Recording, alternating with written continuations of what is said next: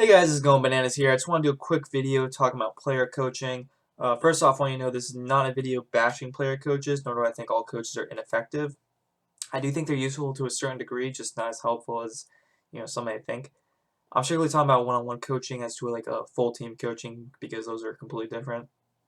When watching personal coaching VODs from like YouTube, Reddit threads, and personal experiences, most of the time the coaching is kind of lackluster.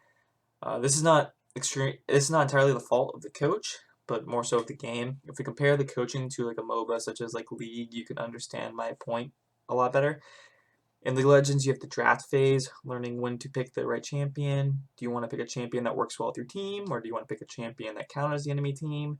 You have the laning phase, learning how to control a minion wave, learning when to trade efficiently against opponents, when to ward, when to buy wards, when to roam, when to teleport, what item should I buy against certain champions, when to back for health. These are all elements that a player coach can teach you because that's solo oriented. And most of the time you can repeat most of those actions. You can repeat, when to buy wards, every time you go back, buy a ward and place them in this brush. Like those you can take from a coach and do every game, and that will help you incredibly. So Overwatch doesn't have those solo play elements because you're mostly fighting in a team environment all the time. You're fighting 6-on-6 at a point every single time. So what a player coach can teach you in Overwatch is how to position, when to change heroes, when to back off, for health, like when to ult, when not to ult, and those things are harder to teach because it's not always the same. If you position yourself as like a McCree and they don't have any dive heroes, you're going to position yourself a lot different. If they have a bunch of dive heroes, then obviously that game is completely different than what you learned from the other coach. So you're going to position yourself in a different way. So I think over time, if a coach is teaching you an Overwatch, I think you'll get a lot better because you'll get more of a grasp because there will be a lot bigger sample size. So you understand like, oh, even if they have this hero, I'm still going to position myself in this way. So I think, well, most of the time, these player coaches do it for free.